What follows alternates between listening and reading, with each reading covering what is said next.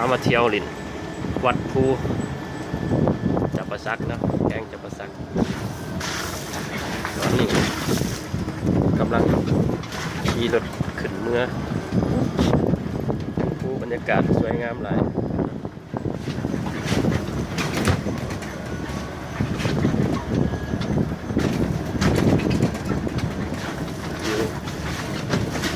โอ้ย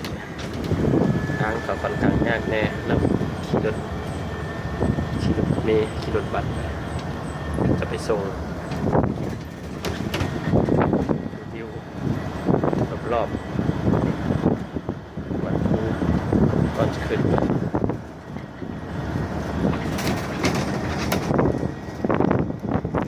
ธรรมชาติชื่อว่าสวยงามหลาย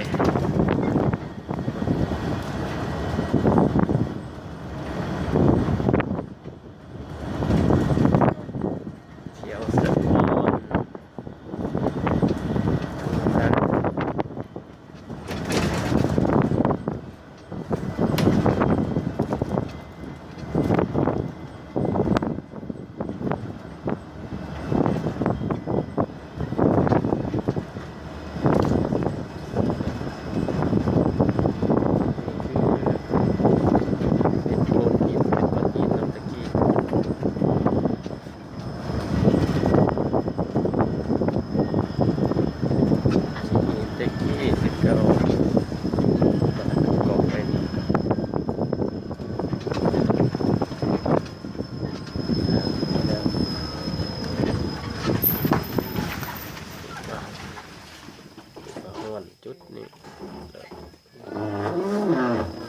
คือนอนครับจอดนี่เนาะก่อนจะขึ้นไปบูชาเนาะไปกราบไหว้ทั้งเทิง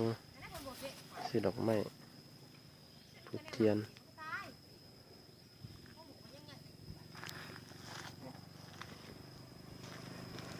หลังจากนั้นสิพาย่างขึ้นไปทั้งเทิง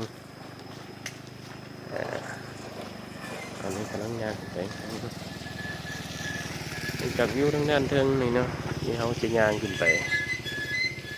ค่อนข้างว่าไกลเติบอยู่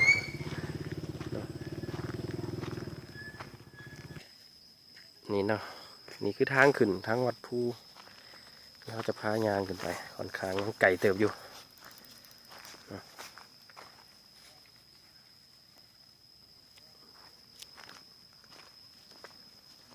ขึ้นไป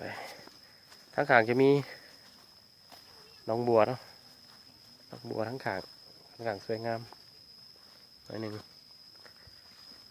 หญ้าเขียวกระจิ๋วสุดยอดสำหรับบรรยากาศแถวนี้เดี๋ยวเขาพาทีมงานพายางขึ้นไปเทิงอีกหลังจากย่างมาได้สักพักตอนนี้ห้อนภูปราสาทภูละจะเป็นตำหนักเนาะนี่คือวิวด้านนอกที่เขากำลังจะย่างขึ้นไปอีกสังเกตจะมีเป็นมวลหินเนาะสร้างขึ้นมารอบเดี๋ยวย่างกลับไปเบิ้งอีกเติมเนาะทางด้านในสืบต่อย่างขึ้นมาอีกเนาะเดี๋ยวสิพาขึ้นไปถึงทางด้านในย่างขึ้นไปดินทางด้านในเนาะสำหรับตำหนักอยู่ทางเทิงค่อนข้างหอบหลายเติบย่างขึ้นมาเนาะยังมีทางขึ้นไปอีกเติมทางด้านเทิงเอาสิพาขึ้นวัดเลาะเข้าไปด้านเทิงข้างในนี่ก่อนเนาะนี่เป็นกันไดขึ้นไป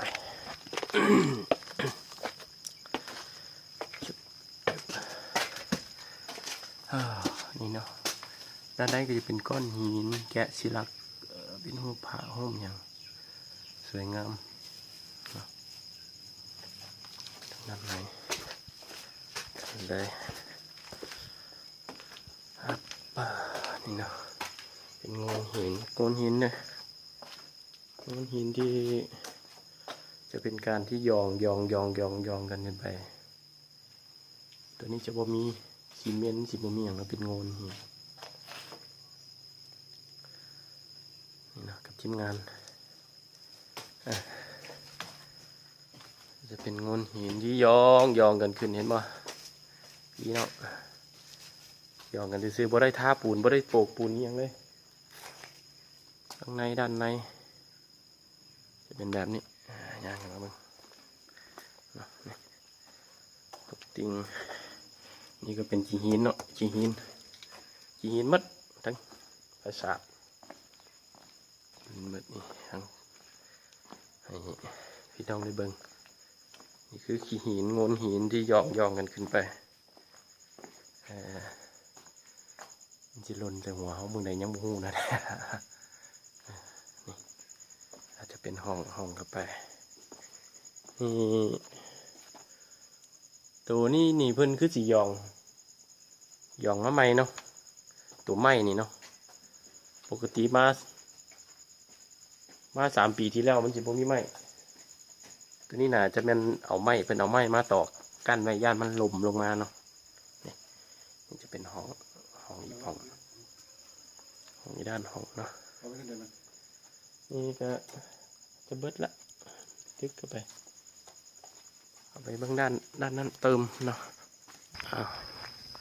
ลงมาต่อเนาะออกจากตึกนี้ตึกนี้เขาก็ออกมาโค้งมาเบิ่งตึกนี่เนาะปราสาทตัวนี้เบิ่งว่าเป็นแนวใดโอ้มีแบ่อยู่เทิงพี่เบิ่งตึกนี้ว่ามันจะเป็นบรรยากาศแบบใดจะพาขึ้นไป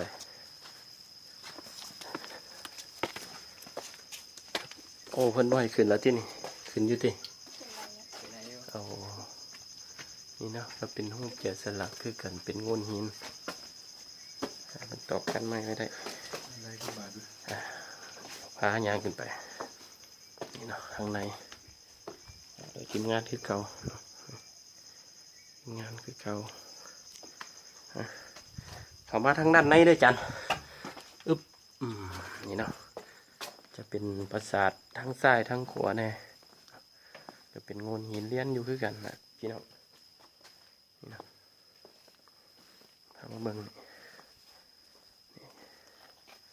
ทางด้านนี้ก็เป็นอีกไปทั้งเป็นห้องไปนี่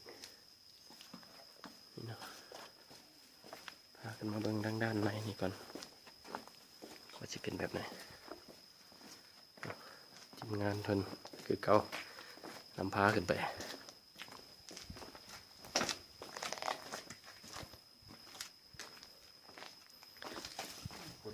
นี่กลับขึ้นมาห้องนี้โอ้จะมีน้ำหน่อยนึงเนาะจะจืดหน่อยนึงลงมานี่นะนี่ออกมานี่จะเป็นห้องไปเลิกไปเนาะตึกเลี้ยนกันไปมันกับแพงเนาะนี่เนาะคือรอบๆไปโค้งไปโค้งมาเหมือนคือเก่าพาเข้าไปเรื่อยๆ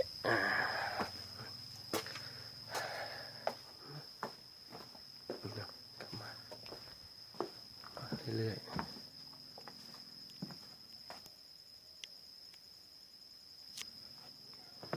มาอย่างเข้าไปนะเข้ามาเรื่อยๆเห็นบรรยากาศของนี่เนาะ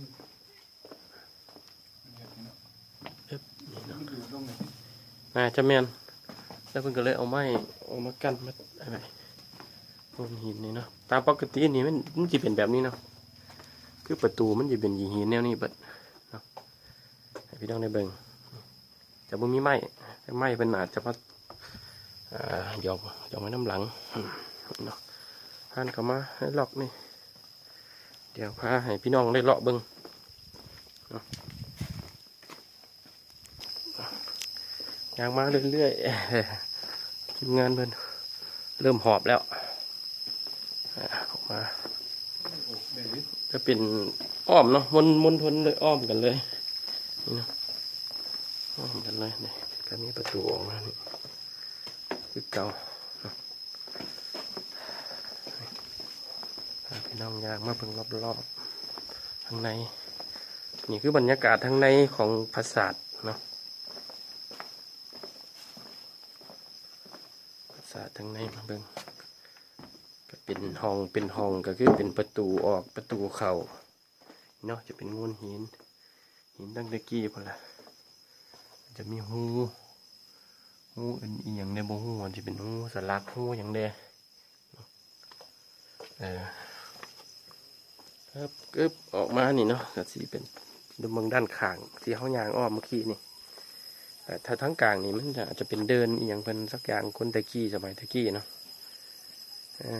นี่คืออ้อมรอบตึกเที่ยวเอายางมาเมื่อกี้นี่นะ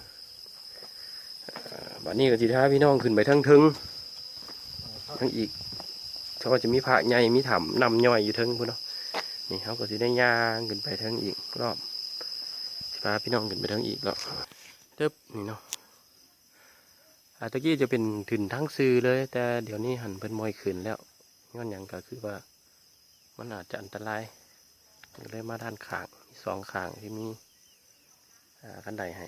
นี่สาวน้อยเนี่ยกำลังมาเสียวส้มคือกันโอเคเดี๋ยวน้ำพาขึ้นไปทึ่งเนาะออกไปทางนี้เอาขึ้นไปเนาะขึ้นไปพาพี่น้องขึ้นกันไดไปเรื่อยๆนี่ค่อนข้างได้ใช้กำลังขาเด้นี่เนาะรอบอย่างทุกอย่างเป็นงนหินเบิดเดี๋ยวเลี้ยวลงไปทางลุมเดี๋ยวนี้ยังอยู่ต่ำๆเดี๋ยวขึ้นไปทางทึ่งอีกข้าพเจ้าที่ถ่ายวิวงามๆสวยๆให้เบิ่งเนาะย่างขึ้นไปเรื่อยๆก่อนตอนนี้ครับ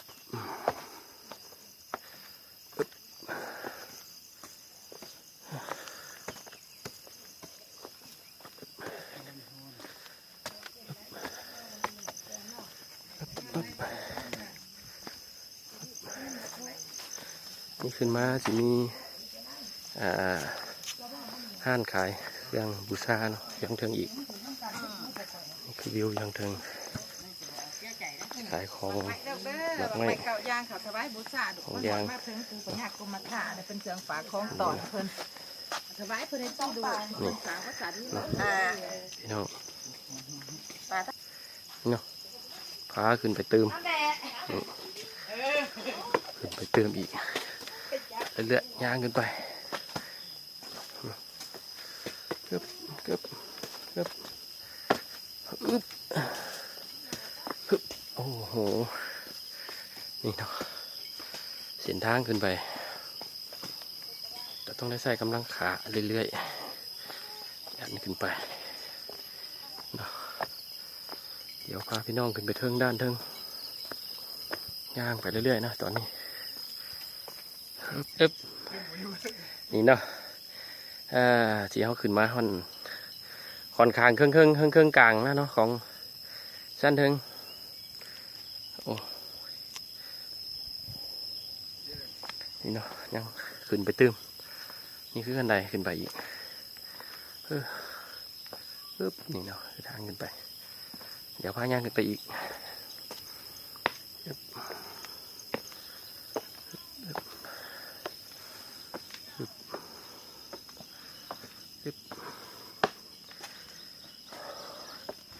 แล้วเขียนนี่เลย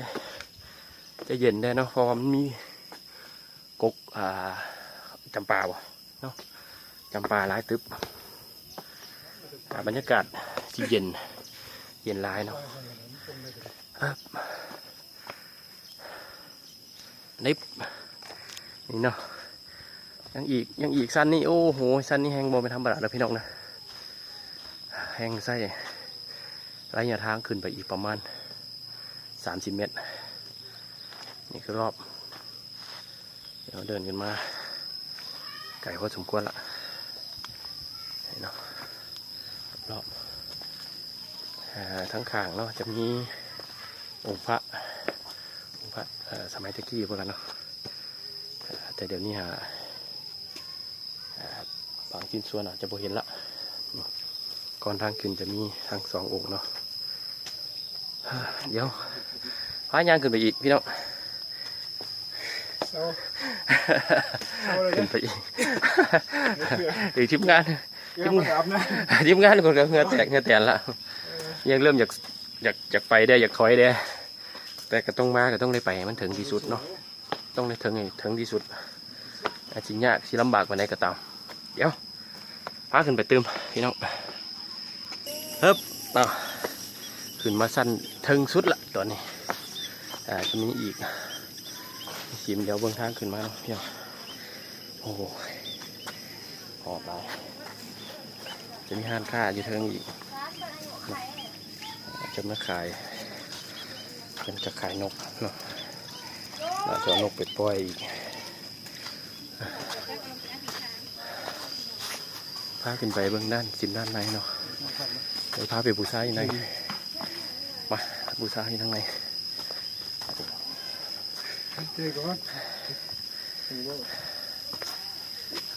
ตามสภาพเนาะที่จะเป็นตึกแนวนี้ทางด้านข้างก็จะมีพระองค์หนึ่งเนาะเดี๋ยวเข้าไปน้ำอยู่ข้างมึงเดี๋ยวพาเข้าไปบูชาเนาะบูชาพระใหญ่โอ้แต่ตอนนี้อาจจะฝนอาจจะหลายเนาะน้ำก็เลยอ่างนี่เนาะปดด้านในมันก็ได้เนาะเดี๋ยวปดแล้วแต่มันเปียกเนาะคือสิมพระองค์นี้อยู่เทิงสุดเลยเดี๋ยวนี้ตอนนี้เนาะเดี๋ยวทีมงานเพิ่นได้บูชาเนาะใส่ธูปใส่เทียนขอคำศักดิ์สิทธิ์ทุกอย่างเนาะที่เพิ่นบันดาลจะได้ขึ้นมาเทิงนี่แหละกลับมาขอนำพระองค์ใหญ่อยู่เทิงนี่เนาะหลายองค์ทีมงานเพิ่นเนาะจุด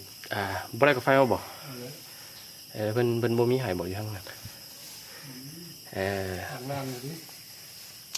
เดี๋ยวขออนุญาตบูชาแป๊บหนึ่งเนาะ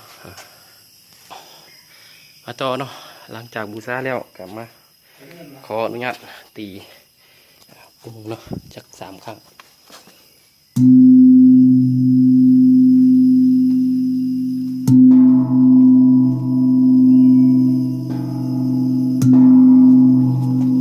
ข้องอนุญาตอยู่ดีนี่ให้ทีมงานเพิ่นตีข้องจักบาทอธิษฐานเอาเนาะสิ่งใดที่มันดี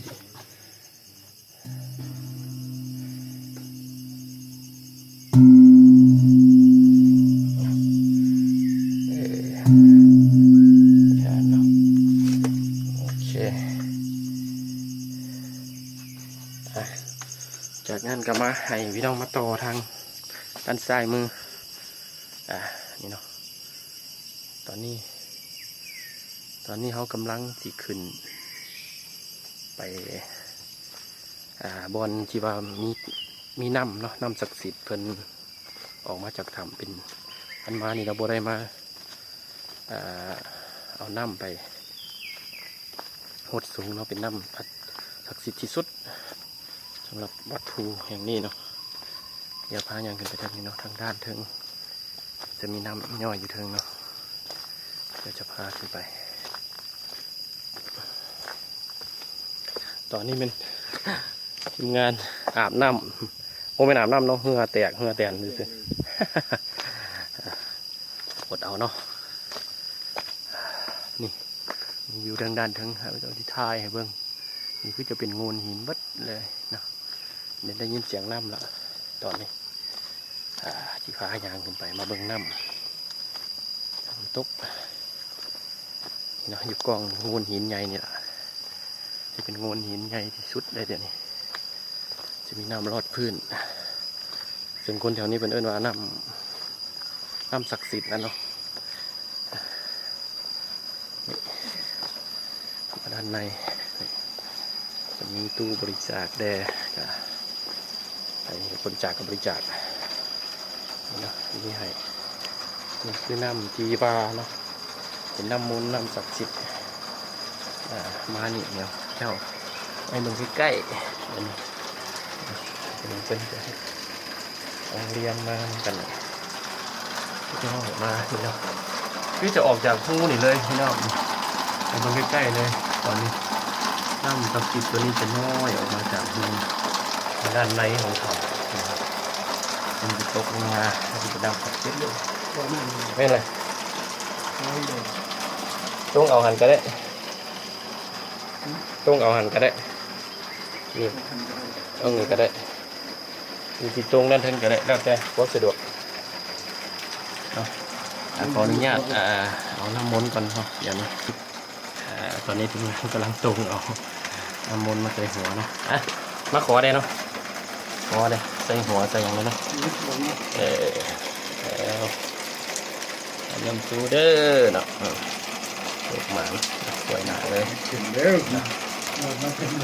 มาถึงแล้วเป็นว่าอยู่ชุมกินเย็นแล้วพี่น้องเลยเอาตรงไว้ให้เมื่อใดทั้งคนอยู่บ้านอยู่ทั้งแดได้มาแล้วก็ได้อ้าวทำคุ้นเนาะนี่วิวที่บอนที่เขาสูงอยู่บอนสูงแล้วเดี๋ยวนี้ข้าพเจ้าสี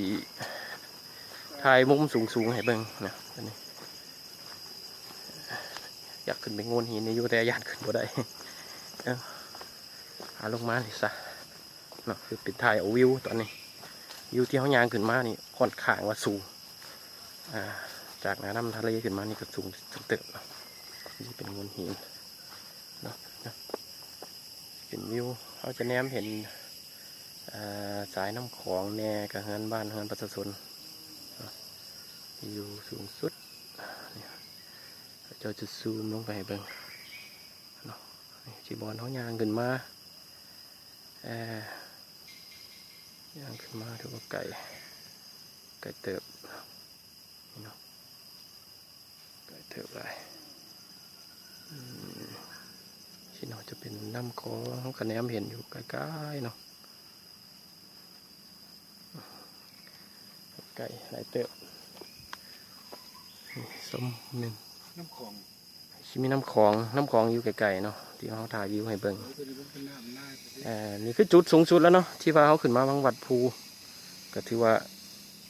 ขึ้นมาสูงสุดแล้วก็จบทุกบอลละในทีมนี้ก็ถือขอจบในซ้ำนี้เนาะเดี๋ยวทีมหน้าจะพาไปทัวร์อีกบอลอื่นเนาะขอฝากกดไลค์กดแชร์ติดตามไปเด้อสบายดี